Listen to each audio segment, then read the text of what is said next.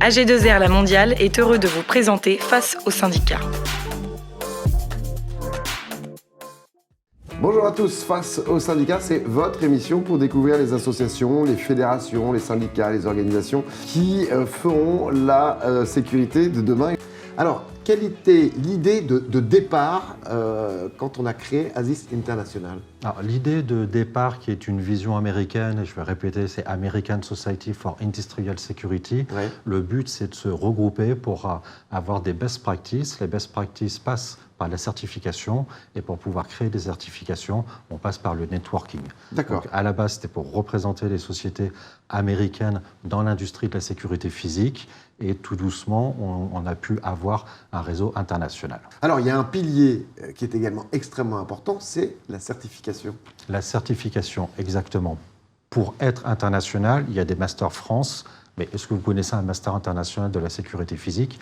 ISIS a développé ses propres certifications en interne, avec 4 certifications. La première, depuis 2018, APP pour Associate Protection Professional, pour les personnes qui ont entre 1 et 3 ans d'expérience. La deuxième, c'est PSP, pour la partie opérationnelle, middle, entre 3 et 5 ans d'expérience. Il y a une autre certification spécialement PCI dédiée aux investigateurs, alors un peu US-centrique, mais pour devenir investigateur, ce qui n'est pas courant en France, on peut avoir une certification internationale. Et le gold standard que tout le monde veut avoir, mais qui n'est pas facile à avoir, c'est le CPP, Certified Protection Professional. C'est en moyenne 7 ans d'expérience. Sur ces 7 ans, ça veut dire qu'on a déjà avant de l'expérience professionnelle. Bien évidemment, il faut être bilingue pour les 4. Et la grosse difficulté, c'est d'avoir les acronymes. Si je vous dis ERP en France, tout le monde me répondra établissement recevant du public. Si je vous dis ERP à l'international, tout le monde me répondra Emergency Response Plan. Est-ce que l'idée de départ a évolué depuis, a été étoffée, ou est-ce qu'on reste toujours sur ces directives ? Alors, on reste toujours sur les 3 directives qui restent vraiment l'ADN de ISIS international. Ouais. Le networking, Ouais. la certification, les standards et les best practices avec les événements. Alors, on va développer ça dans quelques instants, bien évidemment, mais je voulais savoir un peu, en connaître plus sur la genèse de la naissance de ASIS France. Alors, ISIS France a débuté en 2007. Ouais. 2002 international, 2007 a été débuté. Je suis le 4e chairman.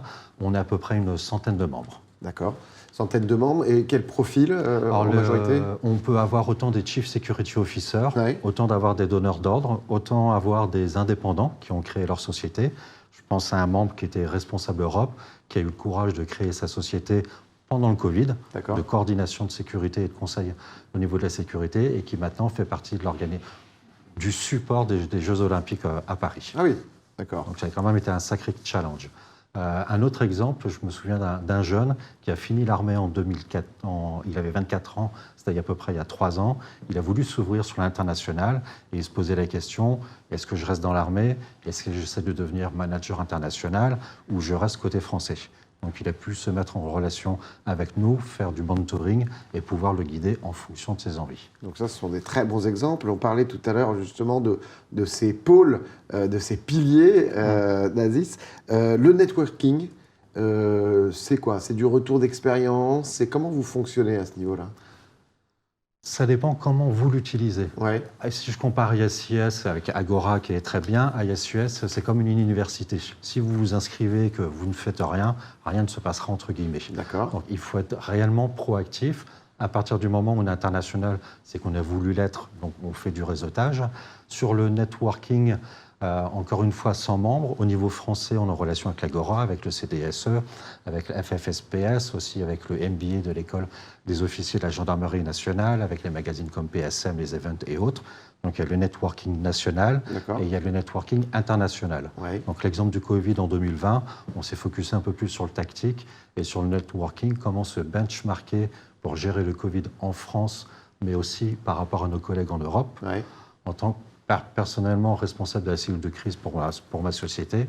Donc, quand vous gérez un nouvel type de crise que personne n'a fait actuellement, c'est là où ISIS a permis de me comparer au niveau national, au niveau international.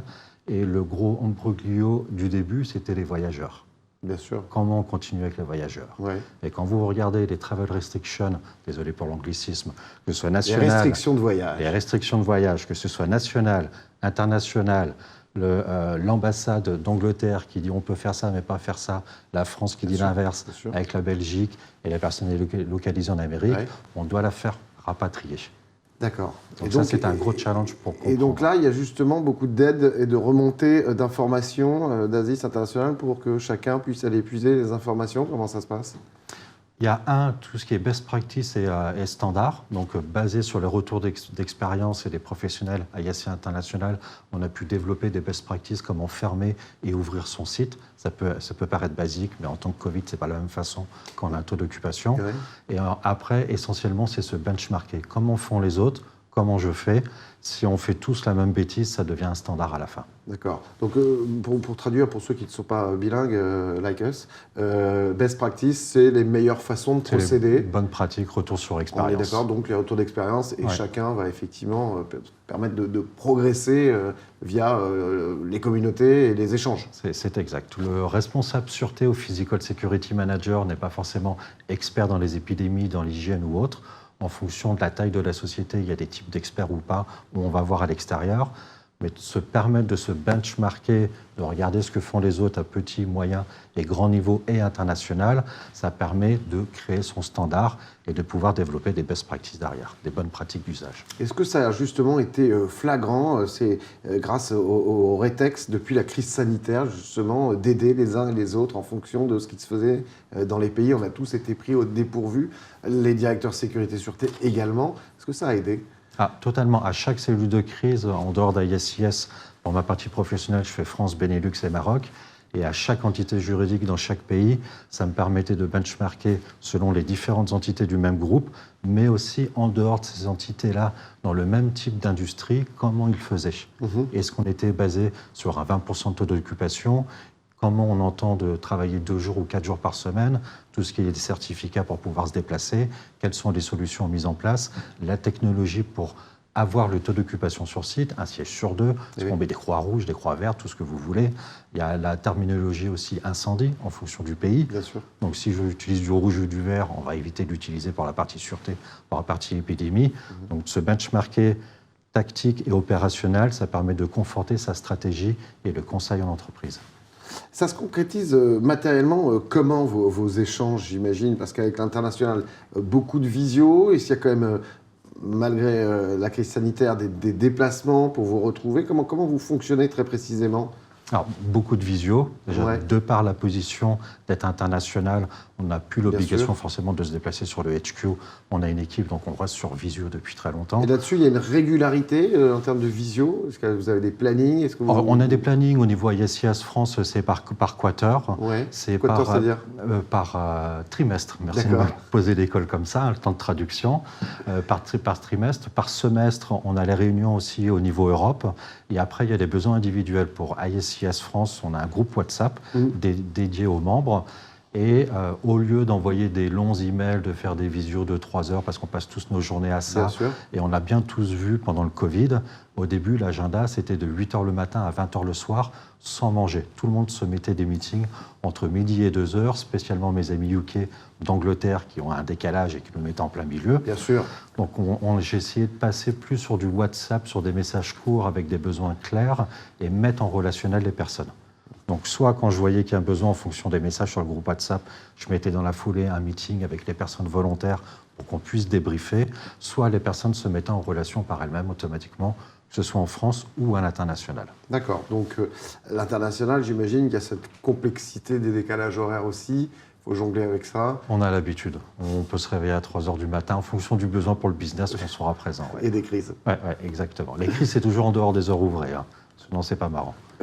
Est-ce que grâce à ces remontées d'informations, ces échanges, on a remarqué que les modes opératoires, les missions des directeurs sécurité varient vraiment selon les pays?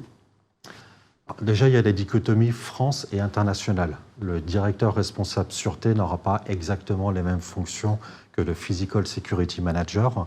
L'exemple, il y a la définition de la sécurité globale en France avec le Continuum Sécurité. Si vous prenez la définition de Global Security au niveau international, déjà, vous allez avoir 2 définitions. Global Security, tout doucement, devient plus le responsable Cyber Security. On commence à avoir de la convergence. Donc, le Chief Security Officer devient le Cyber Security Officer ou le Physical Security Report. Et on commence à avoir des nouveaux acronymes comme CPSO, Chief Physical Security Officer, ou RPSM, Regional Physical Security Manager, pour pouvoir voir sur ce Global Security International, il y a à peu près 7 divisions où on a de l'investigation, du crisis management, du event et travel, de la technologie, des standards et policy. D'accord. Donc la fonction en France et en Europe, avant le Covid, malheureusement, avec les attaques terroristes, ça a donné une grande visibilité. On a pu avoir un nombre de postes plus disponibles en dehors de l'Angleterre et de l'Irlande, qui étaient natifs pour que ce soit l'international et la zone IMI. Et sur les rétextes franco-français, vous sentez une évolution justement du profil et des missions des directeurs sécurité? Est-ce que ça a bousculé un petit peu chez nous notre process de travail? Sur les 1, ça a donné un peu plus de visibilité parce qu'il y a la société qui a besoin d'un Regional Physical Security Manager. Automatiquement, elle a une certaine envergure.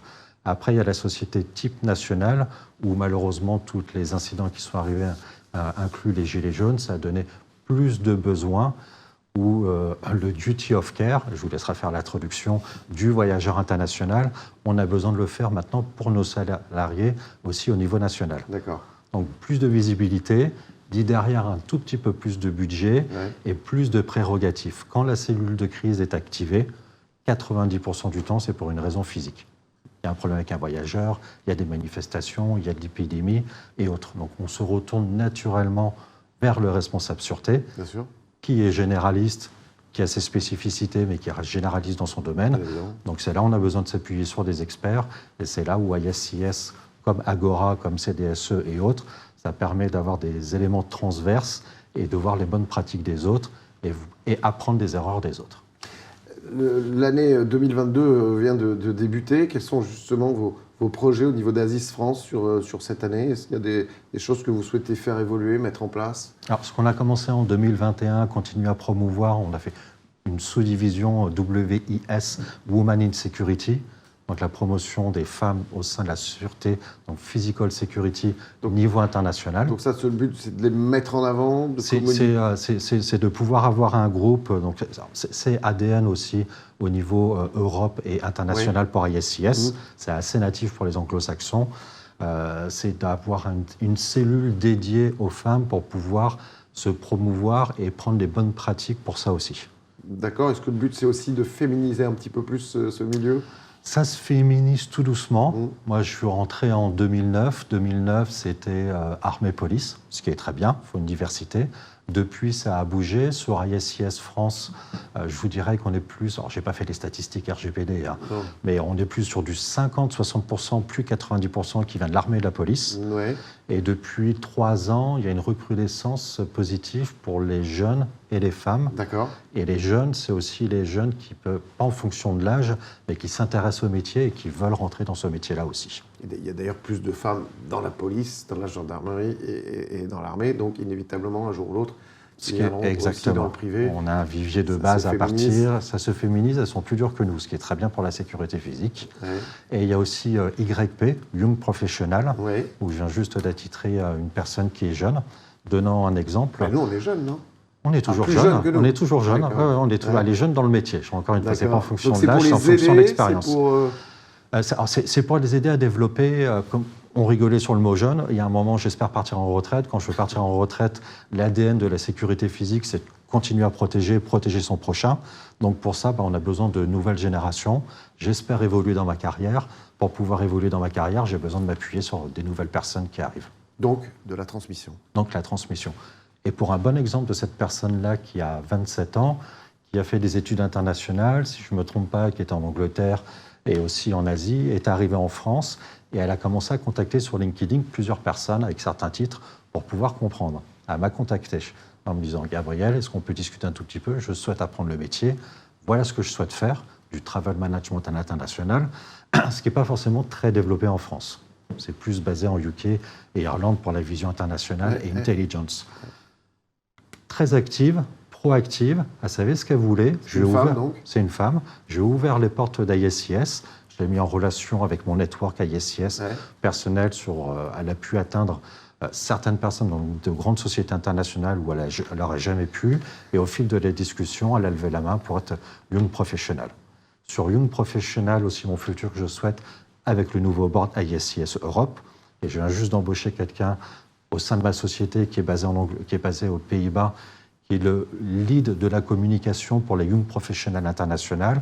C'est de développer Women in Security, un Young Professional au niveau européen. Cette émission pour ceux qui vous allez comprendre. Alors, si aujourd'hui vous êtes directeur sûreté internationale, vous n'avez pas d'anglicisme, vous ne parlez pas anglais, vous ne connaissez pas ISIS. C'est pour le grand public qui nous regarde, qui est intéressé par ce secteur. Mais effectivement, on comprend effectivement ce que vous voulez dire. Pour terminer, donc finalement, là, la transmission, elle est claire et nette, et c'est dans l'ADN. C'est dans l'ADN. On est d'accord. Exactement. Pour terminer, comment se passe l'adhésion ça se fait par bouche à oreille, il faut être parrainé, c'est accessible à... Non, l'adhésion, 3/4 du temps, c'est par bouche à oreille, parce que quand on est un poste international, je me répète, où on fait du networking, on entend rapidement ISIS. Quand on s'y intéresse un peu, pour pouvoir adhérer, on va sur isisonline.org. Exactement, ça s'affiche sur votre écran d'ailleurs. Je vous remercie, juste en bas de l'écran. Sur ça, on paye il y a une première participation, ça a un peu augmenté avec le Covid, mais ça reste très raisonnable, $264 sur la partie annuelle. Ouais. Sur les 2 dernières années, chapitre pour France, je n'ai pas demandé de cotisation de 50 € par an, juste parce qu'on n'a pas fait d'event en physique, et ça reste une participation juste pour les frais fixes. D'accord. Donc $264, on fait partie d'ISIS International, et de là, on est relié automatiquement en fonction de là où on est basé au chapitre, donc pour la France. Parfait. Merci beaucoup, Gabriel Genat, d'être venu sur le plateau d'Agneau Sécurité. Merci à vous. Bonne journée. Merci beaucoup à la Dream Team Agora, à la production, réalisation et préparation de cette émission. On se retrouve très vite pour un autre Face au syndicat. En attendant, prenez soin de vous. Ciao. AG2R La Mondiale a été heureux de vous présenter Face au syndicat.